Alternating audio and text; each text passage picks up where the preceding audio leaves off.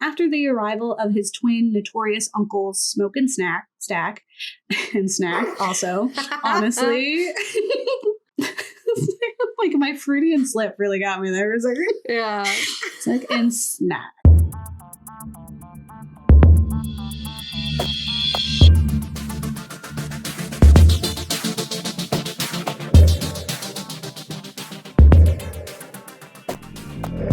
Hi, I'm Smoke. And I'm Stack. And we're twins. Nah, we cousins. No, we're the Ghouls Next Door, the media literacy show from a horror lens where we explore real life, historical, psychological influences behind our cinematic fears. It's like, what else? Everything. It's like big leaning on historical. Yeah, cultural and historical specifically. I mean, musical also. Yes, but musical is part of culture. Mm-hmm. You're right. Religious, all that is correct. Influences behind our cinematic fears. And today, as part of our Horrors of Society series, we're talking about the phenomenal film, possibly #1 film of our year, Sinners. Yeah, nothing has beat it so far, and I don't anticipate it. It was really great. If anything, I'm just going to keep watching it as the year goes on and I learn more things.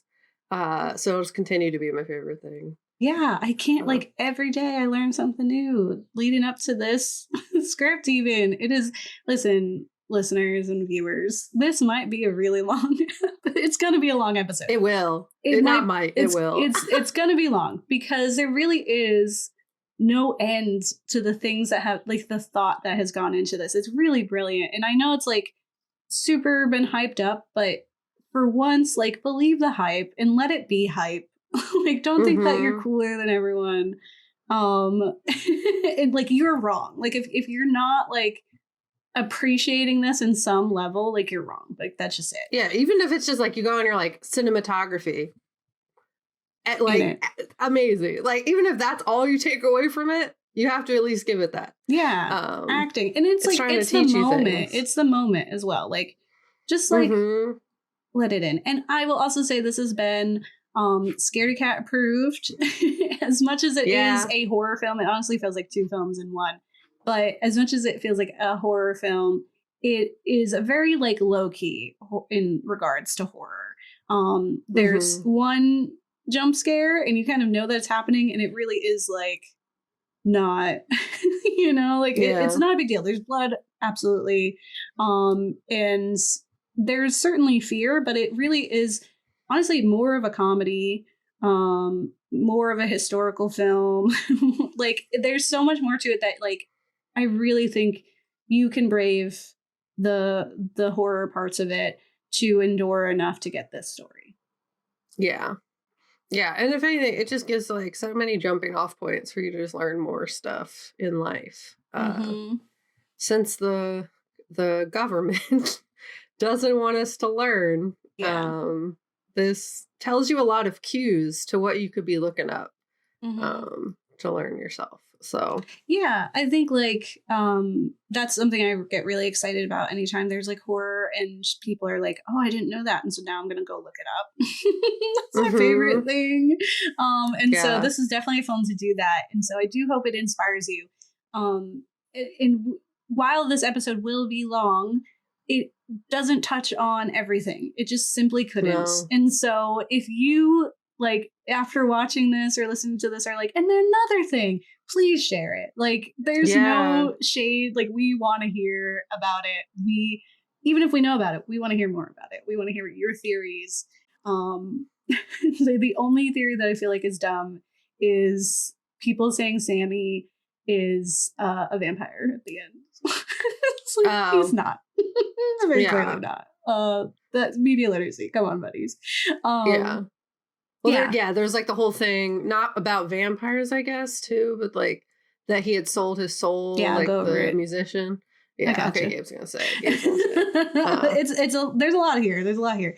I will say, if you are listening and you're not watching the Ghouls, make sure you check out some of our images for the episode. Kat and I. It's the best dress we've ever been. Yes. Kat looks like the most adorable newsboy I've ever seen. And it's super important. the clothing and the way that they're dressed. I was just talking to Kat about how there is a theory that the brothers, so they're twins, have been dressed as or pretending to be one person in infiltrating two separate mobs in Chicago. And so that's why Smoke looks like has the Irish, newspaper cap, and has that kind of like style. And then Stack is definitely like Italian fedora, like the same like level of like fashion as like the Italian mobs of the time. And so like that's clearly like they were obviously infiltrating and stealing from both of these groups. And this is like they showed up in their uniforms essentially. And it's funny because you say newsboy, because I'm just like, I want all the gravitas and like the strength appearance of Smoke, but then I'm always like, scram! She doesn't want to talk to you. I'm just a little guy at the end of the day. Me too. I'm so really funny. That's why I'm like living for Kira Please and Snitcheries cosplays. Because first of all, I love Kira. I love both of them, but I love Kira and how tiny she is. Yeah. And for her to be like, yeah. And then, she has like such a big smile. So it's also really perfect for her to be Stack, who is like, big grin, big fun. I will say, so before we jump in, just all the like, first of all, amazing across the board acting from everyone who we see on screen. We have like breakout roles where people are like, are you kidding me? That's his first role. Yes, insane, right?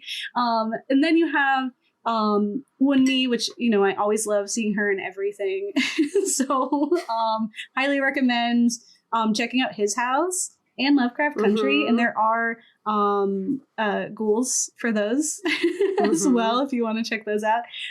But then Michael B. Jordan does a phenomenal job at being these two brothers, and I get a lot of excitement out of hearing about the behind the sines and how everyone had to treat him like the two different brothers, like when he was beating them. But even more than that, two different guys. I didn't even realize he was playing both of them until like halfway through the movie, and because I didn't look up anything before going in, and I was like, they look alike, but like they got totally different vibes. Yeah. And then I was like, oh, I'm silly. Yeah, I think it's a whole new generation of people who are going to think that Michael B. Jordan is two people the same way we thought Lindsay Lohan was.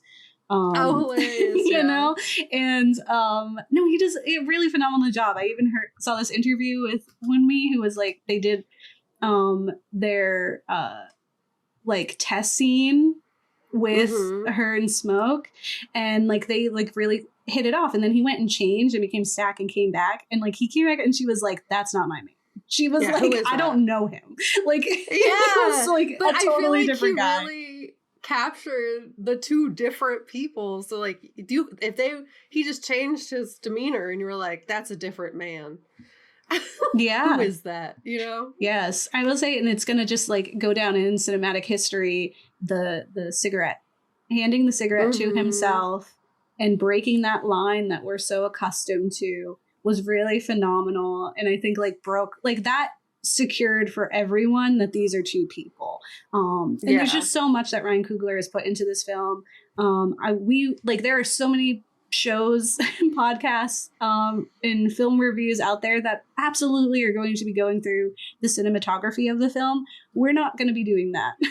But I promise you there's something out there that you can find.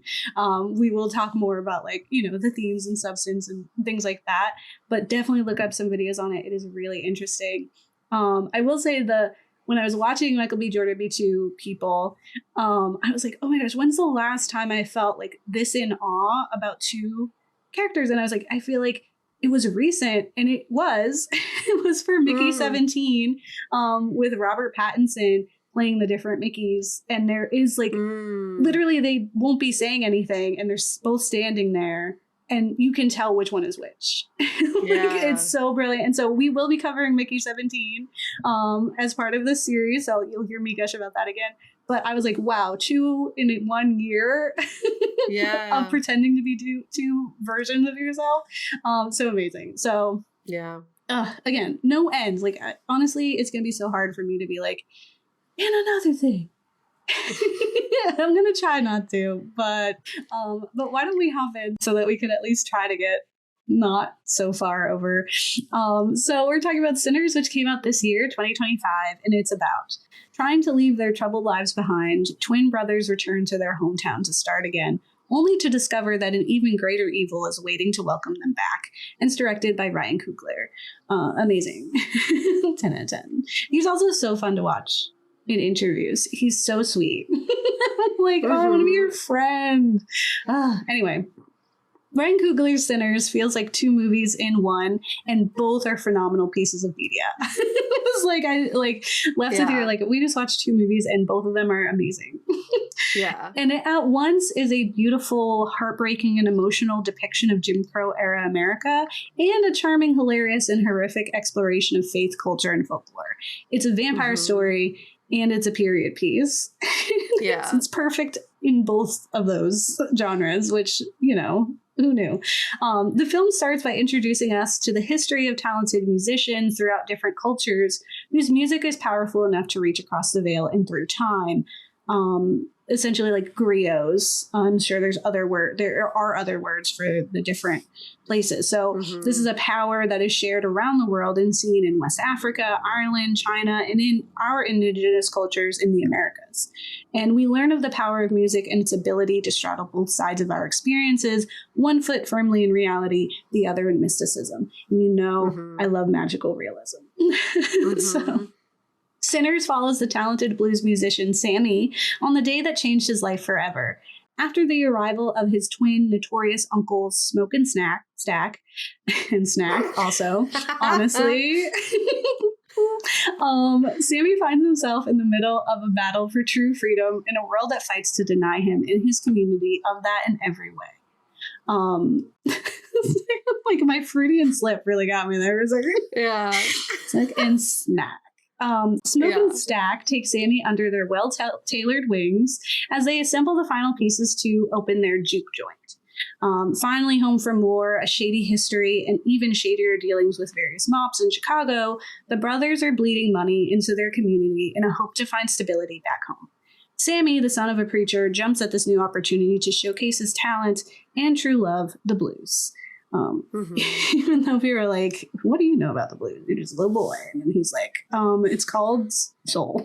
It's called living, you know? Actually, I'm amazing at it. So. Yeah. Didn't you know? The first part of the film, what feels like its own movie, follows this trio as they divide and conquer to find musicians, food, a new sign, performers, and barkeeps for the opening night. Smoke and Snack enlists the help from Delta Slim, who's an old drunkard musician who's a staple in the community of nightlife. Grace and Bo Chow, the Chinese immigrant grocery store owners who operate on both sides of the street, the colored and the white side. And Cornbread, an honest man working the fields to feed his family, who signs on as their bouncer. Love also offers us insights into the minds and histories of these men. Stack's forbidden love with the white-passing Mary, who, after their relationship abruptly ended with Stack leaving for Chicago, is now living as a married white woman. Luxury. Smoke enlists the help of his love, Annie, who's a pillar of the community, providing them with ointments and healing remedies based in the West African hoodoo traditions. And Smoke and Annie had lost their infant daughter before he fled to Chicago. And that kind of history comes through as well. And lastly, Sammy meets the flirtatious and married Pearline, who attends the juke joint for a night of freedom and to sing. Soon the audience is introduced to the second part of the movie, when a burning man seemingly falls from the sky into our frame. He hobbles to a lone country home and pleads with the white folk inside to let him in, which they do despite warnings from the indigenous tribe, leading to their vampires. The indigenous tribe was like, well, we tried. Goodbye. It's not not theirs. A lot of people are like, I want to know more about them. I was like, leave them alone. I was like, I know. I don't need it. Like, they were plenty on the screen. And they said a lot. They did. The very few seconds, which I'll talk about a little bit, but like they said a lot just with the few seconds that they were there. And they were like, I tried. Rather, I tried my best. You can't blame them, honestly. Yeah. Anyone who's like, I wish they came back in the end. I was like, for what? It's not their job. Yeah. It's like they did what they did, you know? Like, Now fully moving into the second half, which might as well be the second film, the juke joint is in full swing with laughter, music, sweat, and history emanating. Smoke and Stack argue over their women, their misdeeds, and the doomed future of their financial endeavor, while Sammy discovers himself in all the ways that matter, singing his heart out and making love to a woman. He was living, right? When Sammy plays a heartfelt blues ballad that thins the veil, he invites spirits from the past and future into the space. It's one of the most amazing scenes and very unexpected and fits. So it was like, honestly, tearing. You're gonna probably cry. Chills giving in this movie. And this is one of those moments that I was like, oh, but it is so profound. It's so powerful that all of these, like, again, past and present and future are here. And you see like how important and beautiful music is to these different cultures in the ways that they express themselves, the way that they connect to each other, the way that they celebrate and love and feel pain, and all of that is happening in that moment. And so it lures vampire Remick to their haven where he wishes to partake in the magic himself. Right? Like we're all family, right? To him, the word clan has a different meaning. In Ireland, sure does. Family is clan. Yeah. that's your clan, right? So he's like with a C. Yeah, we clan with a C. The second part of the film is gory, sticky, hilarious, and emotional as these people fight not only for their right to exist, but to enjoy themselves. It's a brilliant ode to Black history and culture in all its messy imperfections and complexities, exploring religion, families, allies, and legacy. I generally don't know if anything that I say in this episode will necessarily be new or exciting to you, but I wanted to use the time as an opportunity for me to simply fangirl about all the aspects of this film that I truly admire and appreciate. And all is a stretch. This was the first thing I wrote, and then as I was going, I was like, and I can't do that, and I can't talk about that. I'm running out of time. Yeah. So this is a list that, mind you, is ever growing, right? So I invite you to share your theories, thoughts, and feelings about the film with us. I am so excited to hear what you have to say, and I hope that you enjoy what I have to say. Right? So right out the gate, I want to talk about Satan fallen like lightning from heaven. So since this is a horror film, let's start by talking about our villains. And it's plural because, as most horror films teach us, villains come in all forms and are often more complex than we give them credit for. Yeah, Remick, anyone can be evil. Yeah, anyone could be. And it's not even just evil, right? It's like anyone could be corrupt or self-serving or manipulative or humans, hedonistic. Yeah, like everybody got something going on, you know? And I think like being really truthful about villains where we don't just like smack a one-dimensional label on them like they're bad.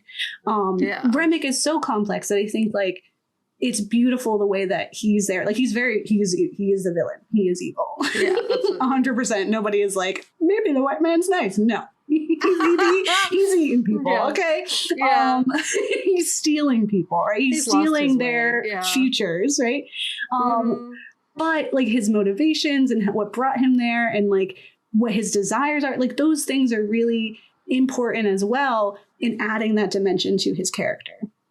So Remick, who is the obvious villain, and is a villain, and leader of the vampires, is a charming man who preys on people in a very specific way.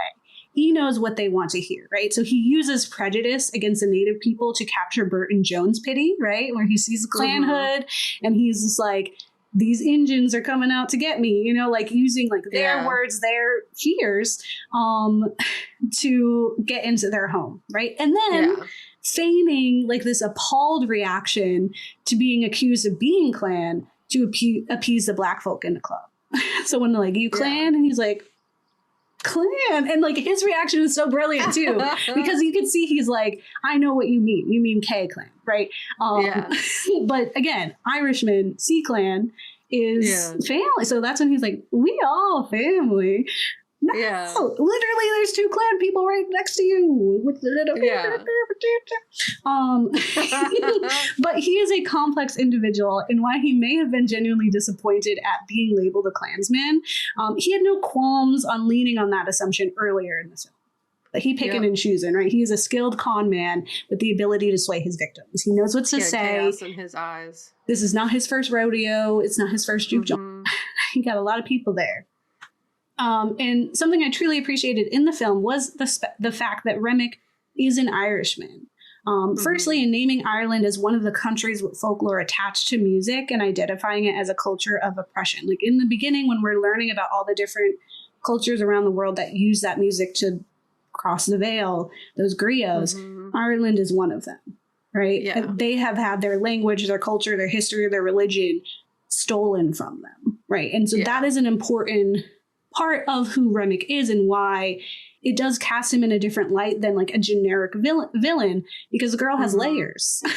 He's got a lot going on here. Like, I do genuinely think he, as much as he's like, okay, yeah, I'll like pretend to be a Klansman to get into the house of these people, I do think there's probably a part of him that also despises the Klan. Like, he's like, I'll help you kill him. I'll go over there right now. Right? But I think they don't deserve to live forever. Yeah. If the Klan had, beautiful music and he was trying to get in with them, I'm sure he'd be like, I'll go down to a juke joint with you. Like, he'd be flip-flopping. He lived too long and too alone, I think, to really be genuine about the feelings from his family. Yeah. Yes, yeah. And in that emotional ending, with Sammy attempting to use the religion of his father, that his father claims can save him, and that he had been fighting under the shadow of, Remick laughs, citing his own torrid history with the words, right? Like that his people's religion was taken over by this one, right? And he shares that, right? That his people had met the same fate to the Black folk that are here, their history and culture demonized and their community forcibly converted. And while trying to assimilate Sammy and the others for his own gain. Okay? Like, he's like, this is what happened to me. Meanwhile, I learned a thing or two. So we see you, girl. It's not cute. There's also something to be said here, just like as a sidebar, when we're talking about religion, that Annie's faith was the only true protector in the film, right? Like with the necklace for Smoke, and the various remedies for haints and vampires that the group in the club are quick to equip. I also love that. Love that no one was like, what's a haint? They were like, hey, give me the garlic, Yeah. I love that we didn't have to spend any time being like, what's a vampire? They were like, no, here you go. Like you the saw, holy water didn't defeat him. It was the other stuff. She was like, you saw that man dead. He got up. He left. We know something's up. Like, you don't need to, hurt him, but did not kill him. Yeah. Right. And I think like that's so important, is that her stuff had even kind of sway, right? Her stuff was correct. Her stuff was powerful versus Christianity that didn't save anyone. Right. Yeah. But the hoodoo certainly kept folks safe. Like, that prayer at the end for Sammy did not save his life, right? No. It's also important that Remick fell from the sky of flames, just as an angel cast from heaven. Hello, Lucifer. Okay. And exploring this complicated relationship with religion, Remick fulfills the role of tempting and charming Sam, right? He is known for his beguiling charm and offer of true freedom. And like his history is really interesting. So there's actually the Spotify page for the Sinners soundtrack provides us with some fun history and Easter eggs. So if you go to Spotify, you go to the soundtrack and you scroll down to like the info, which usually has like the bio of like the artist or whatever, but you cycle through, there's like pictures, and then there's these newspaper articles. And these newspaper articles, there's one that offers a glimpse into Remick's first fiery arrival. Yeah. It's the Boston Daily Journal front page, and it shares a grisly discovery at Boston Harbor, where an immigrant ship was wrecked and featured no survivors. It's called the Celtic Hare, and it arrived at the dock with a ship full of blood-soaked wood, burned remnants, and no bodies. There's like parts, but no bodies, like full. Witnesses report seeing strange flickering lights and hearing music the night before. And as cops investigate, a woman reports that she saw a lone man fleeing the scene, his skin reportedly smoking as he disappeared into the shadows. And just as Dracula crossed the sea on the Demeter, this is how Remick found his way to the States. And clearly he'd been a vampire long before we met the twins, and he's been around for about 600 years. Even before he got here, Yeah. in those last moments of the film where older Sammy shares with, this is spoilers. So, honestly, you should know by now, Spoilerville. Please watch the film and then come and talk to us.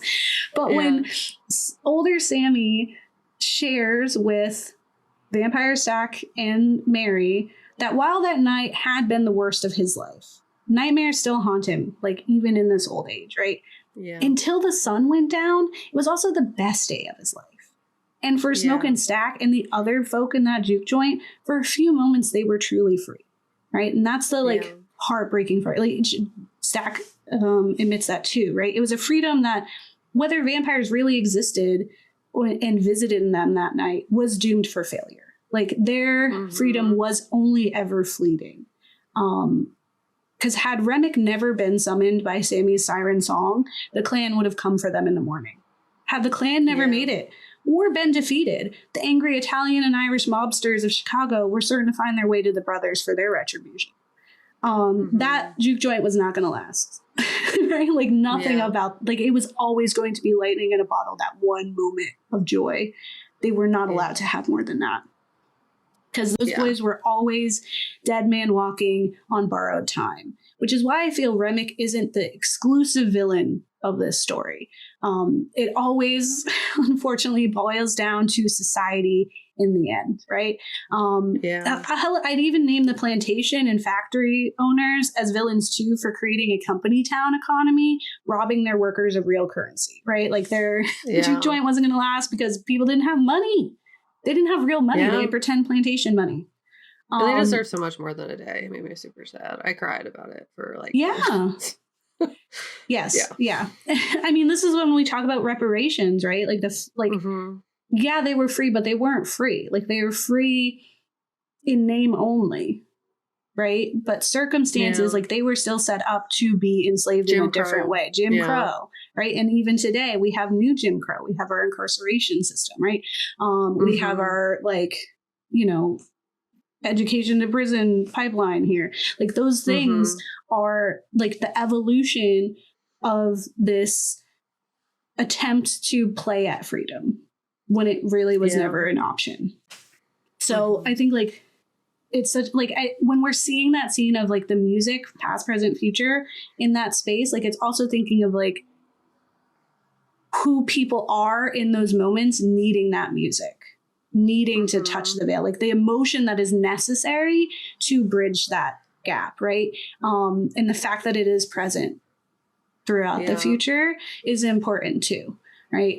That those feelings are still relevant, in this crazy envisioned future that like Smoke and Stack could never have imagined, and that Stack got to kind of live through.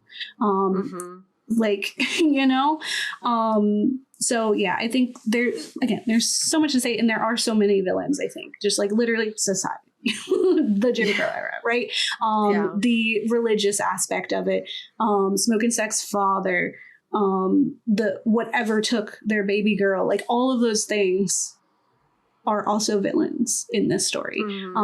Not to discredit Remick though, he'd be number one. He'd be out there, he'd be doing it.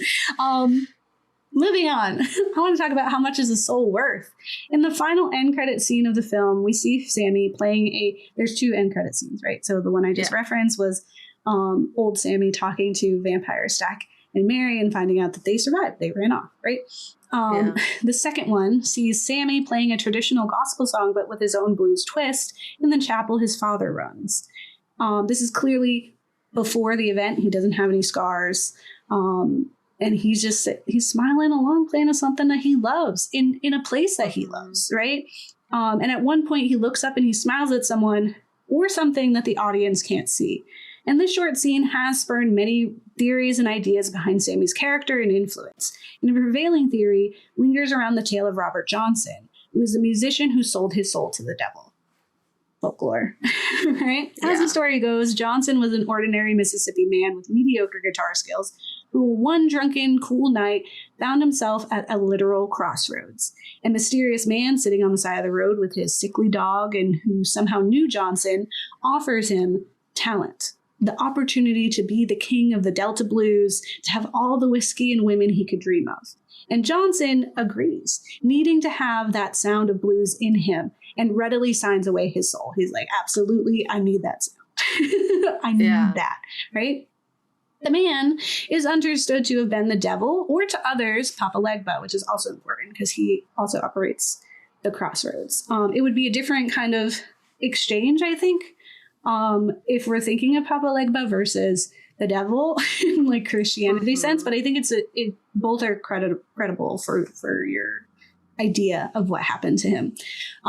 So then Johnson went on to live a complicated life of loss, using his talent to find moments of pleasure before dying at the young age of 27. And there is like the 27 Club, where a lot of young musicians die at 27. And so there is like this theory that maybe all the ones who have done that also sold their soul. And that's kind of the thing. I think it's like Kurt Cobain died at 27. All these like really talented musicians that, you know, came in, you know, like thunder in a bottle themselves, living in a bottle themselves, then, you know, quickly gone away. But he like overnight became really amazing. So it really is like the truth of what happened to Johnson will always be a mystery, right?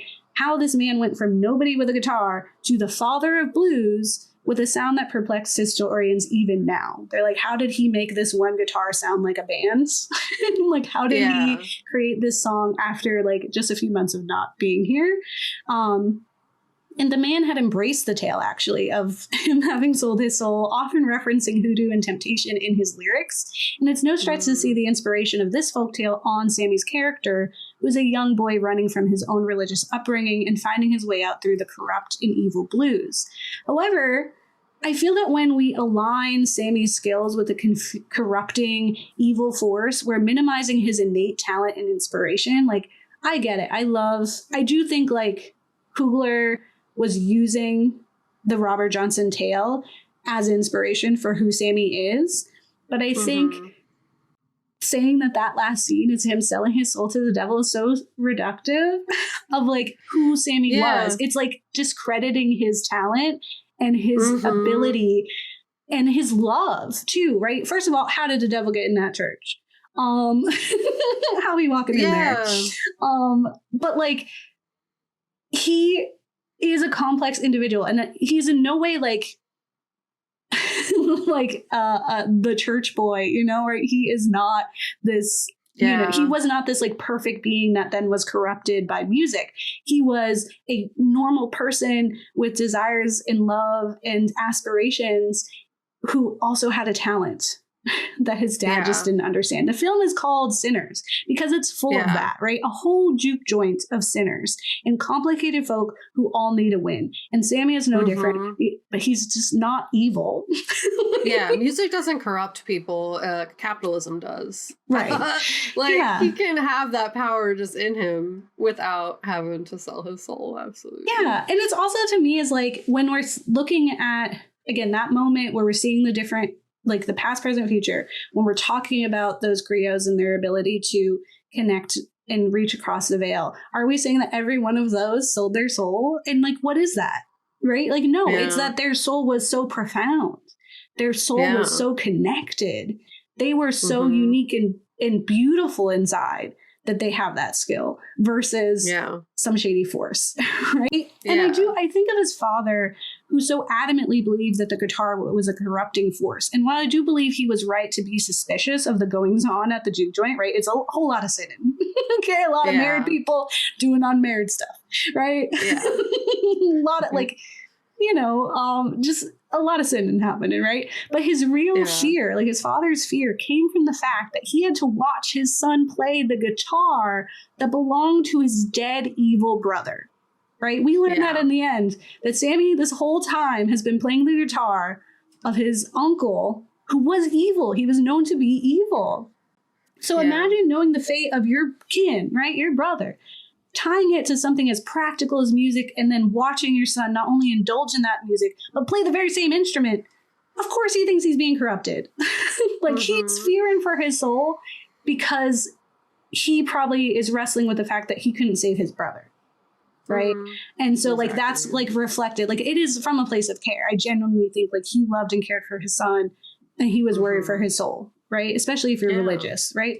And in the same way that Christianity did fuck all to protect anyone in this film, I think the devil has little to do with it too. Like I think like Jesus nor Satan were there.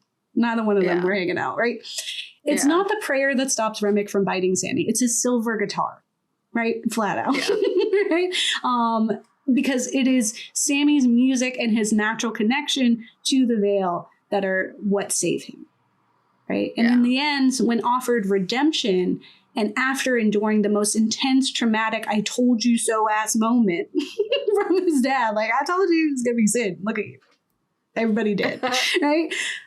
Which like could turn any sinner into a born again Christian, right? Yeah. Sammy still chooses the music because it's not a religious thing. Like it is religion, right? His music is religion to him. That is his connection. Yeah, Christianity isn't the only one. Yeah. How are you going to tell this boy that that's not him communing with spirit in the way that the chorus and the choir in his church is doing? Because the music is the healing force the whole way through, not only in grand moments of reaching across time, but also in those soft moments of connection, like in the car, in singing at the train station, in the chanting at the railroad. Like every single time we see people singing in this movie, first of all, you want to cry, right? Yeah. But there are these moments where you see like joy, you see like a connection of like, oh, you understand what is a very unique, painful experience that we're enduring, right? We can connect and feel like we're not just reaching across the veil, we're reaching across the aisle, we're reaching across the room. Yeah. We're touching each other, like coming together in this moment. Because the power and community of music was always there for us, even in the darkest parts where religion and the devil himself couldn't be found. Yeah. So those are like the big things. Now, and another thing. So I could genuinely write an entire book about all the parts of Sinners that you could learn from. And this film will most certainly have its own chapter when the Ghouls eventually write their own book about media, if not two. Yeah. Right? And Kat did find this very helpful syllabus that we're sharing in our blog for you to dig into further as well, the Sinners movie syllabus. But since I don't have a whole book or even a chapter's worth of time to dive into every part of the film that moves me, let me just crash through some final points. So first is Haint Blue and other music. So firstly, as I've mentioned in a few ways throughout my section, I find it so important that Annie's faith and the impact of griots was the root of power in this film. Religion certainly has its place and can be a powerful force. Even Christianity, like, you know, for all the villainy that comes from Catholicism, Christianity, and all of that, it can still have genuine power and goodness in it, right? I personally have always had a complicated relationship with Christianity, especially with its history of oppressing indigenous practices. Like, it sometimes really boggles my mind that it's like it was used as a defense for slavery, like in favor of slavery. It was forced upon the enslaved people, and then they accept it, and now we have a lot of like Black and Latina communities who use it as their practice, right? Like we have so many Catholic, Hispanic people, and I'm like, those are the colonizers. That's the colonizer religion. Yeah. Like we were tying up, like, so I do have a really hard time sometimes with that, where I'm just like, that's not yours. Why do you believe in that? But also, like, sometimes we just need that, you know? Yeah. Sometimes it's not really about that. It's about something else. Well, yeah, so, like being detached from your true religion and having to you need something. Find something somewhere. Yeah. Yeah. And I will say that our current day, like, practices are an amalgamation of a lot of different religions and histories. And so, like, there are practices where you're like, that's definitely hoodoo. like you're eating the body of Christ. Yeah. You're drinking his blood. Okay, tell me that's not hoodoo. So I was like, are you kidding me? Anyway, so I absolutely, like, not to knock people who are religious. Absolutely, right? Like, it just, to me, is always like a complicated thing in my I digress. What I want to focus on was the idea of Haints and hoodoo in the film. So Annie at first believes Mary and the others to be Haints, which are evil spirits who escape their human forms at night to paralyze, injure, ride like a horse, or even kill innocent victims. There's so much history and influence in this film that it makes me scream that I don't have all the time in the world to go over it.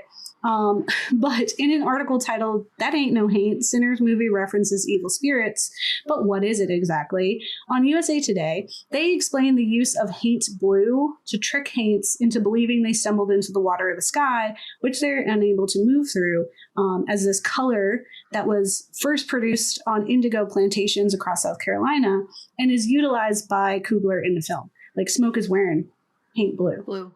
And he's protected. Right? The Haints ain't getting him. He has the bag and the color. Yeah. Right. Ultimately, I think it's amazing that Annie was our hero in more ways than one. A hoodoo priestess, dark skins, thick love interest, honest mother, community pillar. I live.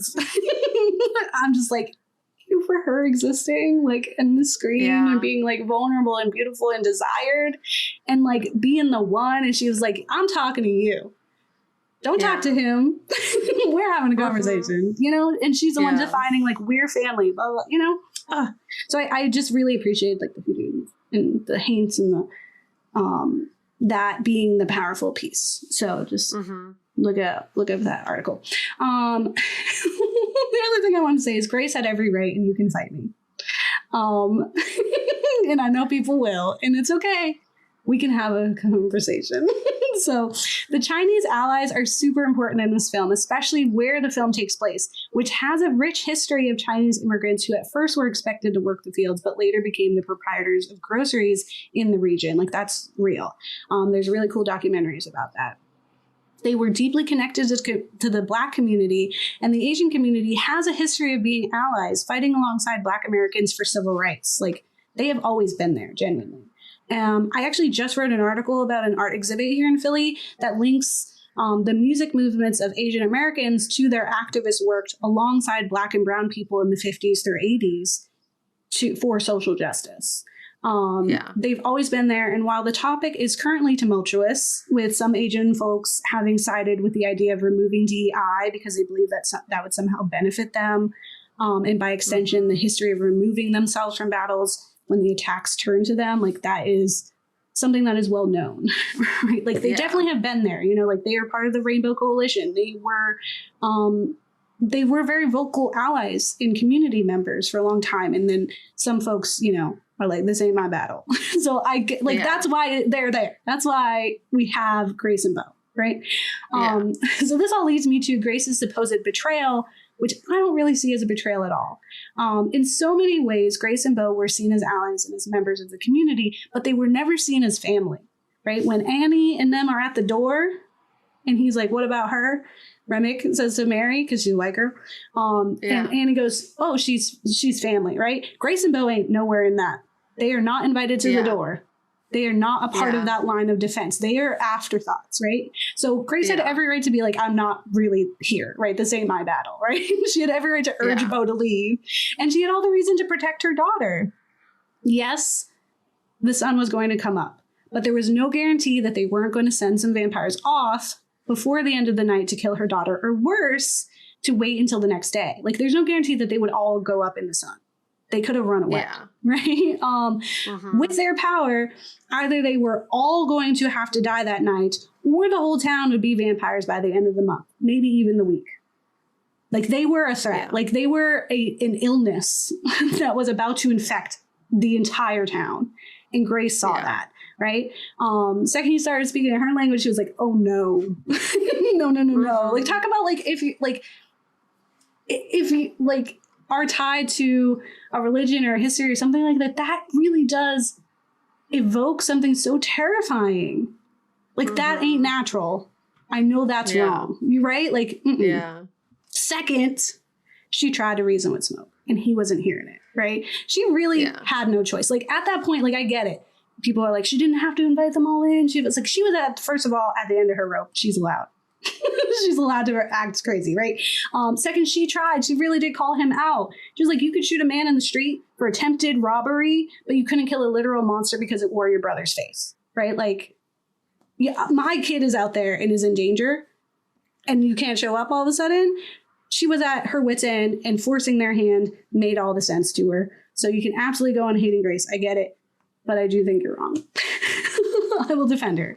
I don't think that's what Coogler was attempting to do. I don't think he wanted her to be a villain. I think he wanted it to make sense and that she would speak from her experience. You know, I think like that was realistic. Finally, happily ever after. My last note is Stack got to live forever with Mary since they couldn't live together in their time.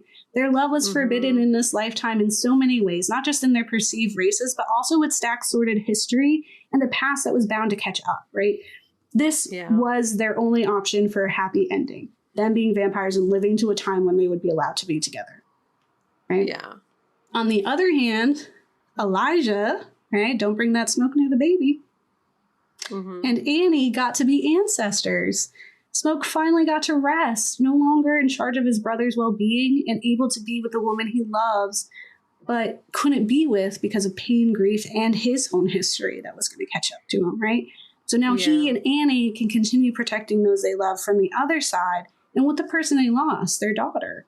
And to me, both brothers got their happy endings, and in their deaths, they got to be truly free. Just as the last note is just go and read Black Girl Watching's piece in Sinners the Deaths Feel Like a Metaphor. Go read it on Substack and subscribe. They're amazing. To get a brilliant deep dive on the movie, including more about the importance and power of the music in the film, how Remick wanting your stories, your songs is a metaphor for the music industry preying on grayos. She goes into the dangers of Mary, a perceived white woman who selfishly jeopardizes the lives of all the Black folk in the June joint. And so much more, right? She has also thoughts on assimilation, appropriation, and the theme of freedom. And I really highly recommend if you want even more of a deep dive on top of the other deep dives. I'm sure you already do it. That was mine. Yeah, I feel like everyone's talking about, like, most of my social media has been, like, people talking about Sinners or geeking out about Sinners or trying to, like, point out something that they caught that they don't know if other people caught from Sinners. So it's so reasonable. Like, yes. Yeah. I mean, okay. It's amazing. So everyone who's been listening to us for a period of time probably thought we had listeners, and we did. It was great. We're very happy about it. And Sinners accomplishes what the Ghouls love to see: historically accurate and influenced horror that aims to teach and entertain its viewers. During a time where historical erasure is on the rise, Sinners answers the need for Black history and Black stories through a medium that is accessible and teaches the audience while entertaining them as well, which is, like, scientifically proven to be the most effective tool of getting information to stick. Like Schoolhouse Rock. Yeah, like using music and using entertainment to instill knowledge into someone is, like, super powerful and one of the most effective methods to do so. If you're gonna, like, hit someone with something and be like, you need to learn this, it's not gonna stick. It's trauma. So, like, you need to make it a little bit fun. In an article titled Ryan Coogler's Sinners is Black History Written with Lightning on Salon by Rand Miller, they discuss how, despite the administration denying the desire for an existence of Black history and Black stories, people are showing up for Sinners. The 250 million plus box office takeaway by Sinners shows us that the world needs and wants more.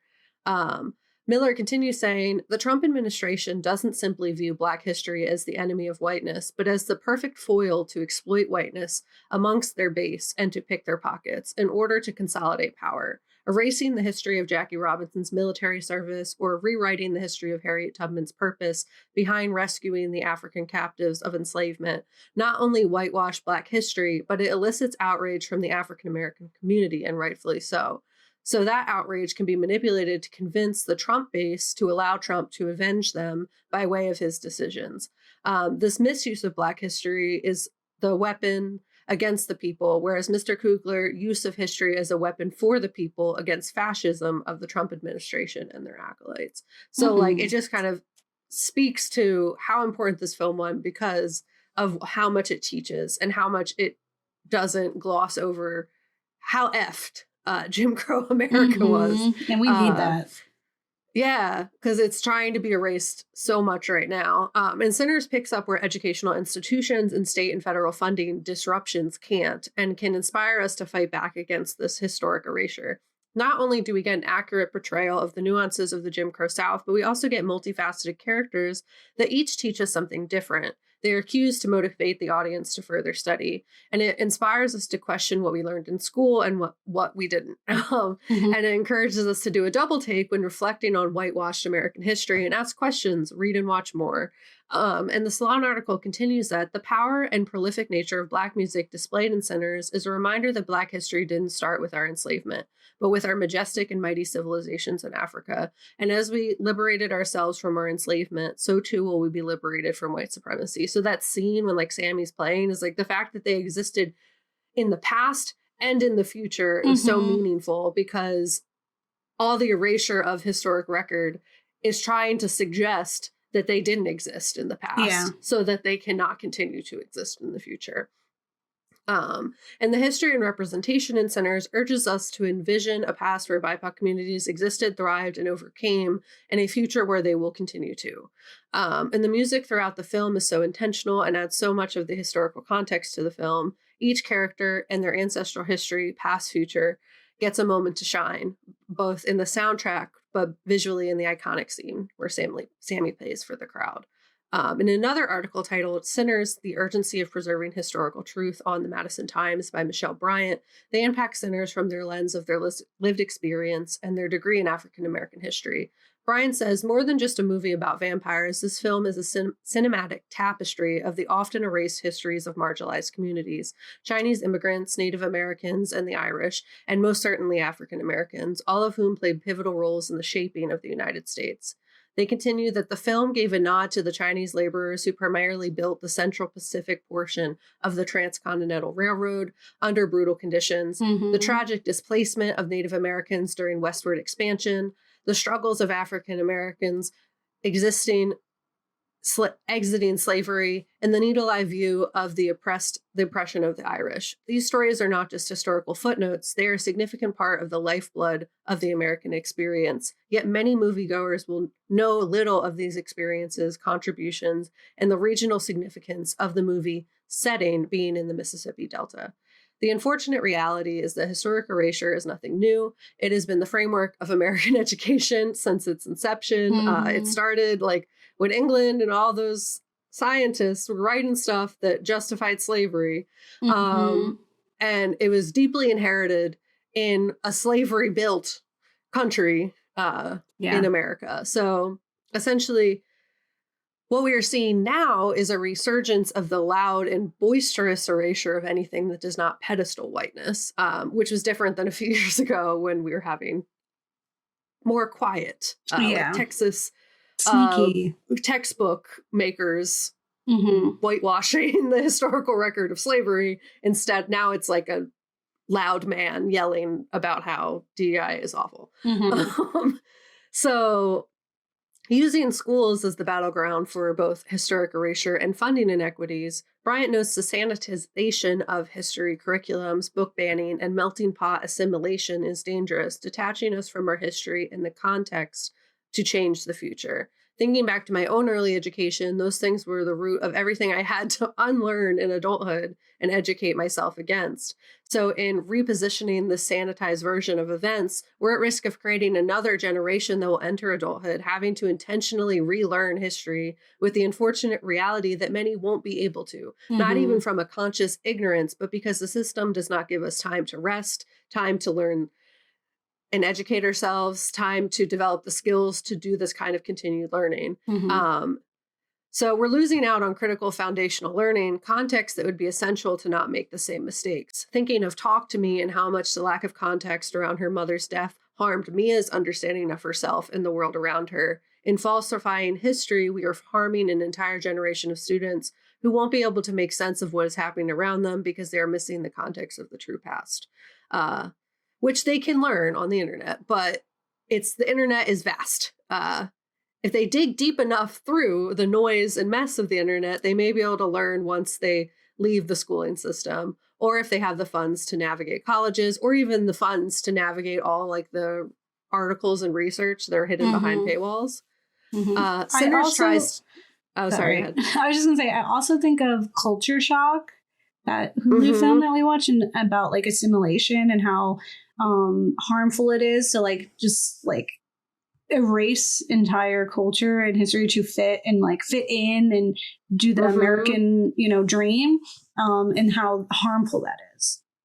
Yeah, it's super damaging. And like when you erase the context, so like thinking of like when we look of like the great creators or inventors and how a lot of them were Black or women or, like, and they just aren't represented in the timeline. So the only people for the most part who are pedestaled are white people, white men.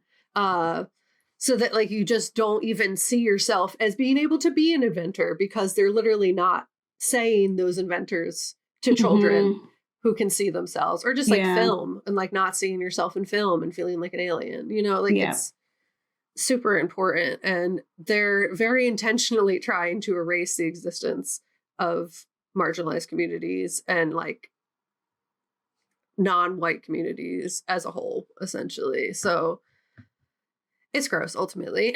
Sinners tries to bridge this gap, though, by framing the story in real historical context, giving the audience somewhere to jump off of when they go to learn more. An example of this is the interaction between Remick and the Choctaw people. The interaction is brief, but gives us a nod to real history. And in an article titled Sinners, How Real Stories of Irish and Choctaw Oppression Inform the Film, on the Conversation by Rachel Stewart, they note that the Choctaw and the Irish had been historical allies, which I didn't know. I didn't know that either. And the real Choctaw sent money to the starving Irish during the English-induced famine in the 1840s, during a period in which the Choctaw were experiencing their own genocide at the hands of Andrew Jackson's Trail of Tears. Wow. This allyship makes the Choctaws' purpose and our pursuit of Remick especially interesting because if we look to history, this would suggest that this conflict was a subtle nod to the fact that Remick had lost his way and had lost his Irish spirit of resistance.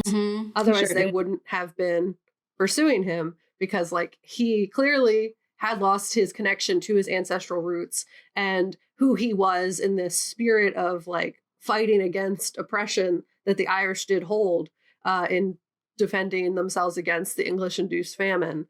But because he was there and they were pursuing him, he had lost his way. So it tells us like right away, we knew that he was a problem. But like, no, that's the really use helpful. of the Choctaw people specifically, I was like, whoa, I had no idea until I read this. And I was like, wow, learning's neat. Yeah, he's that far removed, Yeah. Another thing the article mentions that I found really interesting was the outrage Remick expresses about the death of Annie, showing that he wasn't only interested in Sammy, but also the hoodoo knowledge and strength Annie possessed. Essentially, Stewart notes that Annie, who is steeped in Black culture and can see the vampire's real intentions, symbolizes the way Black women can resist a social system that is both capitalist and racist. The system doesn't allow them to ignore the dangers it brings. And it is the strength and energy of Africa embodied in Annie's traditional beliefs that Remick truly seeks to possess, as he is distraught when she dies without being turned into a vampire. And basically saying that, like, in contrast to Sammy, Annie has fought against the colonization of her spirituality. So she offers knowledge and power that is something Remick needs, being so detached from his ancestors, having lost his own spiritual and ancestral connections. So like he embraced Catholicism, literally baptizing Sammy in the water. Like he had lost his connection to his roots. And if in getting Annie to be a vampire, he may have gained access to that knowledge to kind of heal part of himself, but at the cost of her life. So like, not worth it. But he had been like performing for so long and like had, switched sides so often to like appease and survive that he lost who he was that whole time. So it really was like performative, him being like, my people went through the same thing. It was like, yeah, and look at you. Yeah, you don't remember clearly. Look at you, you fool. Yeah. They won. It's sad. Okay.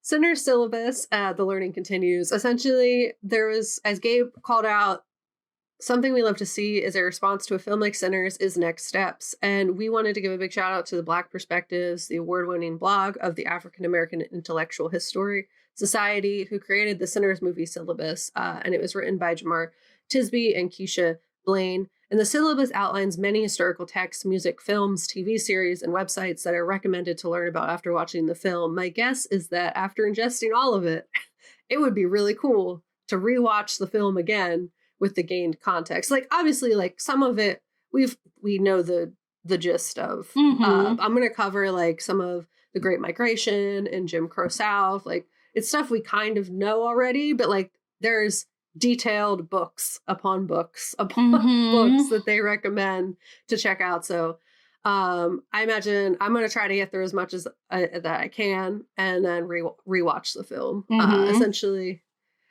I just think it'd be really rad to have all that extra context, and I'm sure we appreciate it so much more. So the syllabus is segmented by topic, starting with the readings of the Mississippi Delta and the Jim Crow South, the backdrop for sinners. They highlight books like Worse Than Slavery, Parchman Farm, and The Ordeal of Jim Crow Justice by David Oshinsky, and Slavery by Another Name, The Re-Enslavement of Black Americans from the Civil War to World War II by Douglas Blackman. I've definitely heard of, and I think read a little bit of Slavery by Another Name. Two of the many listed books that you can find on their page that overview the historical context of Jim Crow. To give a brief dip toe into the topic, here's a brief overview of the context of what the books would be unpacking further. According to History.com, Jim Crow laws started immediately after the ratification of the 13th Amendment. This is where Smoke and Stack are living through it. It's horrible. Basically, the 13th Amendment that abolished slavery in the United States, called Black Codes, these laws under the Jim Crow South, were strict and sought to control every facet of Black American life. The goal of these codes were to get around the 13th Amendment by way of the prison system. The amendment still allowed slavery for those in prison, so these codes were meant to arrest and funnel as many Black Americans as they could into the prison system and therefore back into slavery, or what they classified as legal indentured servitude. So additionally, we're working on the railroad. That was just like when they were driving by in the car. Or cornbread. Sorry, or cornbread working the plant, like working the fields and not being paid real money. Yeah, it's literally he just did the same thing. You know, like so that's what the Jim Crow South was. But yes, sorry. Yeah, no, 100%. That's a super valid point. So essentially, they were trying to funnel as many people into the prison system to basically re-enslave them because they already had the infrastructure set up. Additionally, these laws sought to remove voting rights, control labor, travel, and even seize children for labor purposes, thinking of like how like DHS and other like child protective services have been manipulated to remove Black children from their families and basically steal children and force them into unsafe living conditions detached from their like ancestral history and everything else. So this was further pushed by the KKK and the fact that many former Confederate soldiers worked as police and judges. We see this like in Germany too, like with like former Nazis, like still being like embedded in the government. And that being a real problem in terms of embracing progressive ideas, because it's like they are protecting themselves at that point. So with plantations still set up to subjugate, many were transformed into prison labor camps where prisoners would be treated as enslaved people. And we see this reality throughout Sinners and the impact of it on our characters, as Gabe was saying, with like the fake money and also like the men at the side of the road who were being forced to build a railroad. As the syllabus continues, they cover African American Christianity and spirituality, giving more context to Sammy and Annie's characters, listing further reading in books like Black Magic, Religion, and the African American Conjuring Tradition by Yvonne Choureau, Singing in My Soul, Black Gospel Music in the Secular Age by Jerma Jackson, and Working Cures, Healing, Health, and Power of Southern Slave Plantations by Shirley Fett, overviewing the history of how Christianity, like they're speaking of how Remick experienced that from Catholicism. Christianity was forced upon Black Americans, and also how African spiritual roots transformed the practicing of Christianity within their communities, as well as how characters like Annie represented like real women that existed who fought to preserve their traditions in spite of the oppression and danger they faced at the hands of white Americans. They move on to blues music origins, evolution, and propagation, providing a guide to the development of the blues and how important music and arts are as a tool for perseverance, and also as like a way to continue history and like connection to the past. So the syllabus mentions Out of the Blue, Life on the Road with Muddy Waters by Brian Baselli, and Making Music, the Banjo in the Southern Appalachia County by William Alsbrook Jr., as well as many more. I'm just listing a few of each section, but like they list like it's a elaborate syllabus that I highly recommend you going to the source and looking at all the suggested reading. Overviewing the history of the roots of blues music and what it has grown into, essentially. So like how we saw there was the music of the past and then also the music of the future. There's also the highlighting of African-American art, poetry, and literature that was created in Jim Crow era, listing The Weary Blues by Langston Hughes, Cain by Jean Toomer, and Their Eyes Are Watching God by Zora Neale Hurston. There's also the importance of the Great Migration, which I started reading. I love Everett because I was reading some of this book, The Warmth of Other Suns, The Epic Story of the American Great Migration by Isabel Wilkerson, which is basically what led Smoke and Stack to Chicago in the first place, which begins, the book begins with the poem, The Warmth of Other Suns by Richard Wright. And it says, I was leaving the South to fling myself into the unknown. I was taking part of the South to transplant an alien soil, to see if it could grow differently, if it could drink of new and cool rains, bend in strange winds, respond to the warmth of other suns, and perhaps to bloom. In traveling north, millions hoped to find a place where they could grow outside of the Jim Crow South that did not allow them to, hoping for better lives. What Smoke and Stack experience in Chicago, unfortunately, is that racism is still there. It's just wearing a different mask. It still harms and subjugates, but in a way that is unfamiliar and therefore less safe for them. And a brief overview of the Great Migration it's a period between 1916 and 1970s where over 6 million Black Americans fled the Jim Crow South and the KKK-run South to cities of the North, Midwest, and West, with factories facing industrial labor shortages from World War I. Recruiters for these companies advertised a new life to Black Americans, encouraging them to travel north. However, when they arrived, conditions in factories and other industrial industries had dangerous working conditions and inequitable opportunities across gender lines. And knowing Smoke and Stack were in Chicago and had returned to the South post the Chicago race riots, Al Capone, and the Great Depression, and also post World War I, the film gives us many jumping off points and a lot of historical backdrop for their experiences. Like it's suggested that Smoke was in the war. He fought in World War I, and that's why he has PTSD. Yeah. And why he needs Stack to roll his cigarettes. It was like a big emotional moment throughout the film. And you're like, you know, it just gives you a lot of context. Yeah. Same. It is such an emotional scene because it's like, it's like one, just minor tangent. One, the fact that he's like passed the cigarette, right? That was defining, like, it was breaking cinematic rules, right? And establishing us two different people. And it feels like such a brotherly love type of moment, which, you know, established so much, like not just cinematically, but also like of their characters, etc. But then you get that bookend of Smoke alone and having to roll his own and seeing like why the truth of that was like this whole time, like there's been so many facades that they had been putting on, and this was one of them that was broken down now that he was alone and he didn't have to perform anymore. And it was tears and just amazing. Thank you, Coogler. I can't even there's no end to how many things I just like fangirl about. So I was like back to back with him like rolling the cigarette and then him seeing Annie, and I was like, and her being like, I don't want any smoke. I don't want that smoke near the baby, right? Like, I don't want that version of you. I do not want Smoke. I want Elijah. I want you. I want the real you to be you and you be find like redemption ancestor. And safety and yes, sorry. Okay, so good. No, it's so good.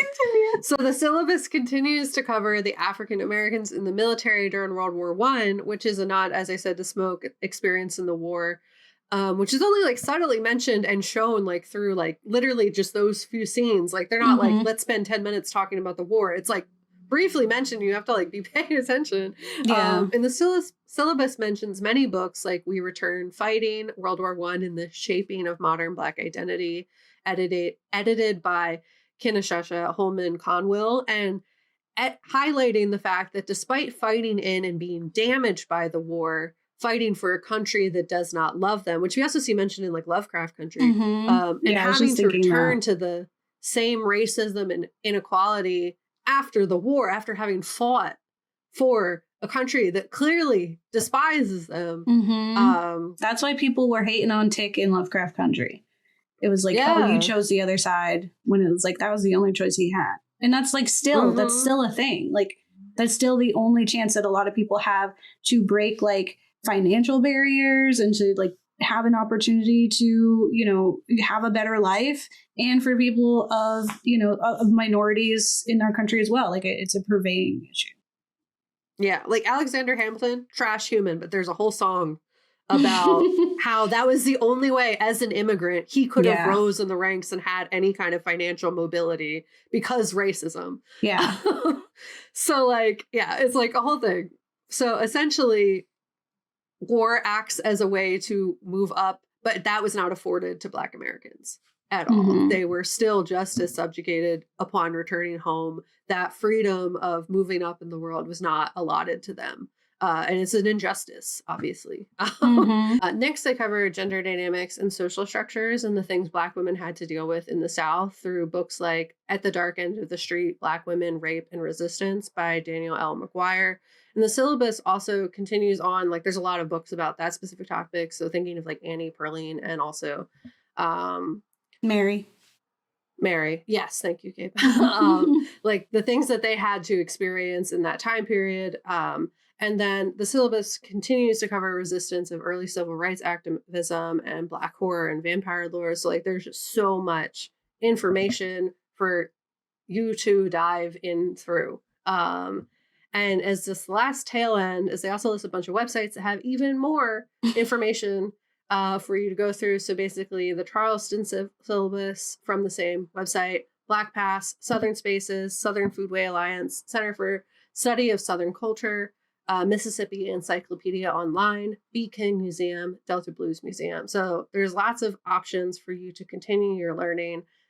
And the last one more thing I have for you is I saw a cool video by Tony Weaver Jr. on Instagram Reels that shouts out how the Film Centers pulls from the teachings of August Wilson plays, which I thought was interesting. Also, and according to PBS, August Wilson was an award-winning American playwright whose work illuminated the joys and struggles of the African-American experience in the United States during the 20th century, in case you didn't know. And Tony Weaver Jr. highlights that each character in Sinners represented a different play, which I recommend just checking out their video. Essentially, for each decade within the 20th century, there was a play that matched up with that to represent the like Black experience in America during that time. So like Gem of the Ocean, Joe Turner's Come and Gone, Ma Rainey's Black Bottom, which is a film I think you can also check out on Netflix right now. The Piano Lesson, I think that's also on Netflix. Seven Guitars, Fences, Two Trains Running, Jitney, King Headley 2, or the second, I don't have to read, Radio Golf, and I believe he had even more plays, but those are the ones that specifically covered the 20th century. So it's just apparently each character had something to do with each one of those plays. And that's like just like a nod to the fact that Coogler took on educating the American populace with so much that even literary learning, like in terms of like art and plays and music, he was also like showing us that in addition to just like the historical record of the Jim Crow South and everything else. So he's doing a bunch and did it well. From our perspective.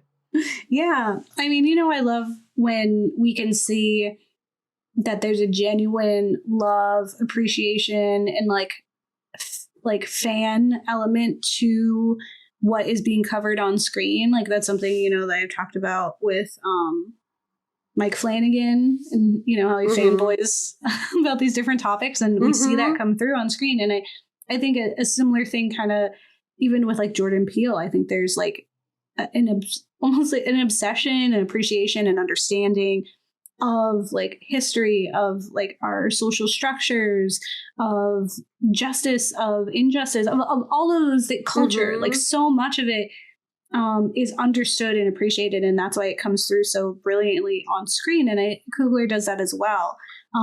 There's just like anything he touches kind of feels like gold at some point, you know. Like we just got to fund more things, right? And I think I'm hoping that, you know, we see this as an inspiration, and that we can use it in the face of like those growing concerns of erasure and silencing and like all those arguments of people, you know, trying to be like, we don't want to hear X, Y, and Z voice. We don't want that. Clearly we do. Yeah, but I hope it like inspires like folks who maybe have that script and, you know, weren't getting attention. Like we hear that all the time. Like, you know, Sorry to Bother You was written so long ago and then finally got made. You know, like those things like, yeah, unfortunately is true. And so I hope that this is like almost like a ushering in the next one. I love all the ones that are like Remick be like, I'd vote for Obama a third term if I could, and like I was like, good. Yes, it's so him. You know, like so much a fake performative ally. He was like, I want her stories. He lost his way from his he resistance based like roots. He could have. It also, it does make me think, because like I have an ongoing joke that like whenever Kat, you and I have experienced this in conversations with particular people where you're talking about like enslaved people, and Irish people love to be like, the Irish were slaves too. They love to add that in there, and you're like, we're not talking about you. Like that is valid. That's so valid, but this is not the space for you right now. And it's like it's always used as like, it's not that bad, you know, like what about us? Yeah. You know? I've literally had those conversations in Zen period. Yeah. I wonder if you're remembering similar ones. It does not stand out to me, but I believe that I have. But yeah, I close my eyes and I forget that we even talked in an episode. Yeah, that's true. That is true. My brain is an abyss. I'm sorry, dude. No, it's all good. But yeah, you know, like I said, there's no end to the things that we could talk about. Honestly, this episode is even shorter than I was really imagining, because I thought it was going to be crazy, because there just really is so much to say, and every day I learn something new, and I want to be reading these books. I want to do that. There's like other, like, you know, Black vampire or Black horror that could be talked about. Yeah. Seeing a lot of like love for different books and graphic novels and things like that. So definitely stay tuned. Like, you know, I will be, you know, sharing some recommendations that I have, and definitely have written down a bunch because I'm like, oh, I need that one too.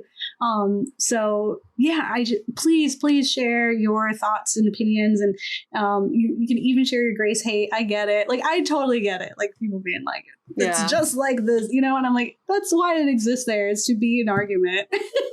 That's why she had to do it, you know, like everything is so intentional. And I think they all did such a wonderful job of it.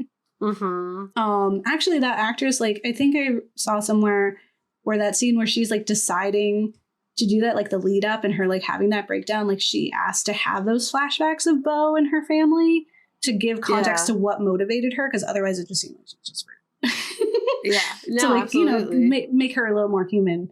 So yeah, please like and subscribe, comment, let us know how you feel, share it out if anything moved. Tell us the things we missed about Sinners. I don't know. Tell us I want to do it. We're gonna watch it again and again and again. All right. Well, don't get married. They'll eat your kids. Yeah, I mean, he was trying. Vampires, I guess. Yeah. He was trying to eat her kid. That was the problem. Yeah. All right. Bye. Bye.